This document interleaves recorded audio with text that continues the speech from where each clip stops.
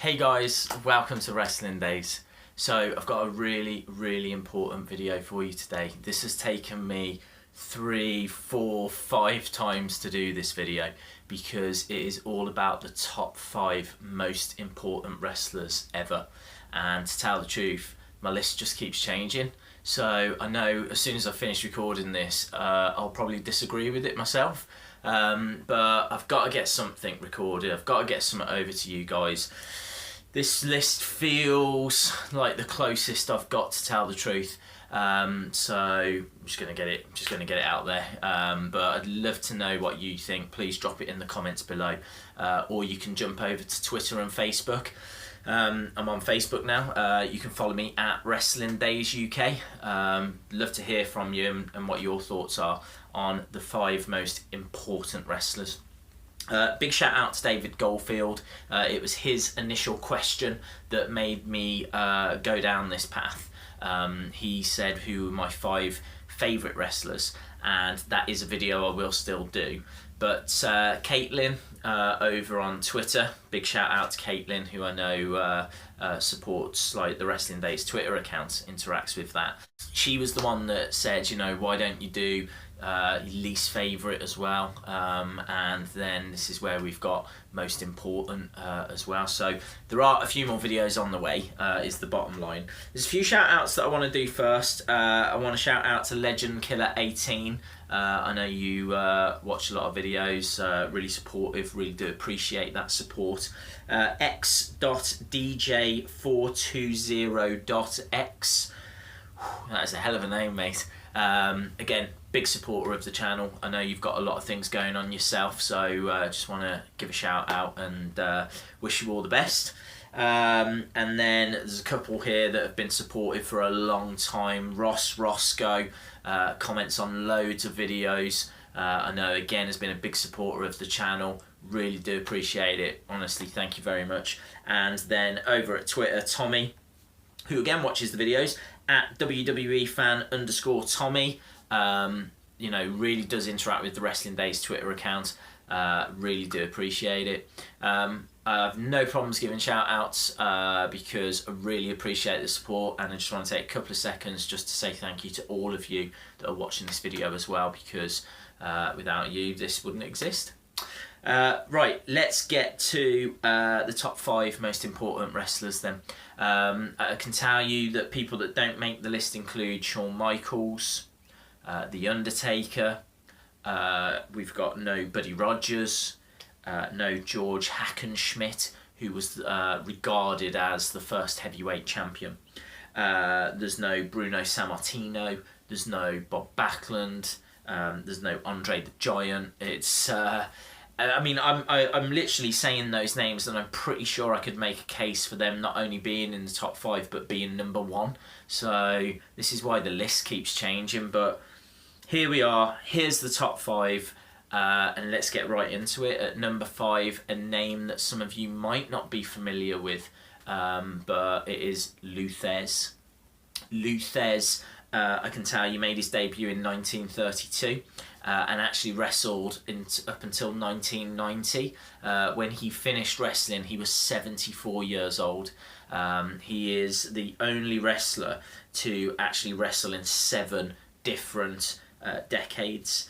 He's a 6-time world champion, and he is a former NWA champion, and he was an NWA champion for over 10 years. I can tell you that he was trained in Greco-Roman wrestling. He was a successful freestyle wrestler. He really was legit. Highly decorated. One of the longest spanning, most impressive careers of all time. But the reason that he's on this list isn't because of that. The reason that he's on this list is because he really added to and gave a lot of moves that we see today. There would be no Suplex City if it was not for THESZ. THESZ was the person that really came up with the belly to back suplex, what we now call a German suplex. That was THESZ. He also came up with the STF, he also came up with the THESZ press, He came up with the original power bomb. This guy has given the wrestling world all of these moves and certain techniques. Really, really important. Don't know what wrestling would be like if it wasn't for THESZ. Number 4, and this will shock a few people because I think a few of you might expect this name to be a bit higher, but it's Stone Cold Steve Austin. Stone Cold Steve Austin was the poster boy for the Attitude Era. Really the era that cemented WWF. Kind of, it's what everything was building up towards. They finally saw off the challenge of WCW, and if it weren't for Stone Cold, they wouldn't have got through that. And so I'm fairly confident and happy in saying that if it wasn't for Stone Cold, there would be no WWE today, because WCW would have won that war. That rivalry, the McMahon Stone Cold rivalry, is the greatest rivalry of all time. But not only that, Vince has come on record and Jim Ross has gone on record in saying that Stone Cold is the most profitable wrestler ever, made more money in the time that he was active than any other wrestler. I can tell you that Stone Cold held 19 championships. He was a 6-time WWF champion, 2-time Intercontinental, 4-time Tag Team Champion. He won the 1996 King of the Ring, where he cut the Austin 316 promo. He won the 97, 98, 2001 Royal Rumbles. He went into the Hall of Fame in 2009. Obviously, he now has the Broken Skull ranch that he runs, but he's probably better known for the podcast, very successful podcast that you can see on the WWE network. I mean, this guy is, you know, just the man, because Flair, Cena, Punk all say that Steve Austin is the biggest name in wrestling history. In at number 3, Antonio Inoki. Antonio Inoki started in 1960 and is a god. Simple as that in the wrestling world. He is the founder of New Japan Pro Wrestling, and he had one of the very first mixed martial arts matches in 1976 against Muhammad Ali. And yeah, just Muhammad Ali. Ali came with his boxing style, Inoki came with a wrestling style. The match is widely regarded as one of the worst contests of all time. There's an awful lot to it, and so if you want to find out a little bit more, if you go to the Wrestling Days Hall of Fame playlist, in there you'll find a video on Muhammad Ali, and there's a bit more detail all about that match. But bottom line is that Inoki, that match was deemed a draw. Inoki then went on to become the WWF mixed martial arts champion, along with a load of other honours. But it was in the late 70s, early 80s, I think it was late 70s actually, that he started New Japan. And then all the stars that are coming through have basically gone through New Japan at some point. I mean, even Hulk Hogan in 1980 was wrestling in New Japan Pro Wrestling. A lot of talent has gone through and has worked with Antonio Inoki. He was also part of a trip to North Korea in the 90s, and those two shows drew 150,000 on the one night and 190,000 on the second night. You might not hear much about those shows because it's wildly believed that the North Korean government forced people to go to show unity and strength and you know, everyone having a good time. Yeah, I will do a video on that because it was called Collision in Korea, and it had New Japan Pro Wrestling stars and WCW stars putting on this mega show in North Korea, and it's fascinating, so I will do a separate thing on that. I can tell you that Pro Wrestling Illustrated in 2003 ranked him as the 5th best wrestler of all the time they'd been going, and he is absolutely legitimate. As I said, he went into the Hall of Fame, and I wouldn't be surprised if some of you haven't heard of his name, but I can tell you that Shinsuke Nakamura went through Inoki training, as did the likes of I think Asuka as well. A lot of the Japanese stars have. So yeah, you can't underestimate his impact to the business. At number 2, Ric Flair. Ric Flair has held 31 different championships. He has had 16 heavyweight championships. He has had a 40-year career. He has been the PWI Wrestler of the Year 6 times. He is regarded as the greatest heel of all time. He was worked for NWA, WCW, WWF, TNA. He's closed out Starrcade 10 times. He's gone into the Hall of Fame because of that career, solo career. And then because of the work he'd done with the Four Horsemen, they put him in the Hall of Fame again. He is a 2-time Hall of Famer. He just is Mr. Wrestling. His legacy continues. Obviously, he's been quite active this year because his legacy continues through Charlotte, who he's been supporting. She is the current WWE Women's Champion. But also through Triple H. Triple H cites Ric Flair as the greatest of all time.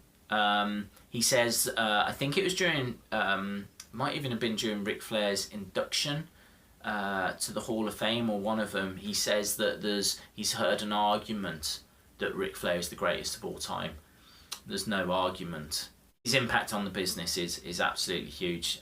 He won the 92 Royal Rumble. Obviously that's regarded as the greatest Royal Rumble of all time because of the field, the people that were taking part in that. He's had hellacious rivalries against the likes of Dusty Rhodes, Ricky Steamboat, Sting, even matches against Hogan, and yeah, you know, what a career. He is regarded as, up there with Shawn Michaels, as the greatest of all time. And at number 1, the most important wrestler of all time, Hulk Hogan. It does pain me a little bit to say that because I was never a massive Hogan fan. And, you know, there's a lot of stories about him which don't sit well with me. The kind of thing where he had creative control and he abused it to protect his character, and he wasn't willing to put over other stars. You know, famously he had a match against Shawn Michaels at SummerSlam where it was meant to be a best of 3, I think, and Hogan was going to win the first, Shawn was going to win the second, and then the third was up in the air, and Hogan said he would only have one match and Hogan was going to win it. I mean, like, Shawn was absolutely livid. So on the politics side of things, I don't think he's been fantastic, but you cannot underestimate the impact he had in the 80s and 90s. This guy was wrestling, simple as that. You can go up to pretty much anyone on the street, ask them to name a wrestler, and they will give you the name Hulk Hogan. My mom knows who Hulk Hogan is. My dad knows who Hulk Hogan is, and he knows nothing about wrestling. He just transcends it, doesn't he? You know, he had a big movie career as well. He's been in Rocky. Was it the first Rocky? I can't remember what Rocky it was, but I think he played Thunderlips. And then he was in other films like Suburban Commando, Mr. Nanny, and he's had a decent like movie career. But he's been in New Japan Pro Wrestling, he's been in AWA, he's been in WWE, he's been in WCW, he's been in TNA. You know, he headlined WrestleMania 1 to WrestleMania 9. Then he came back and headlined WrestleMania 18 against The Rock. You know, he's also had, well, I mean, just massive matches over at WCW, because not only is he one of the biggest faces of all time, he went to WCW and became one of the biggest heels. You know, similar to Ric Flair, he has a fantastic career. I mean, Hulk Hogan's a 12-time world champion. So he's had a fantastic career and had a massive career as part of a stable as well in the NWO, the New World Order, over at WCW. Just wrestling. It pains me to say it, but he is the most important figure. Without him, WrestleMania wouldn't have succeeded. Without Hulkamania, WrestleMania wouldn't have succeeded, and so you would not have a WWE right now. I know Stone Cold saved it during the Attitude Era, because it really could have got, you know, beaten by WCW, but it wouldn't even have got that far if it wasn't for Hulk Hogan. So I just can't imagine wrestling without him. He just is wrestling to me, even if he's not my favourite wrestler. Cool. As I said, now I've told you my list. Already I can feel it changing, but those names tend to keep sticking around the top.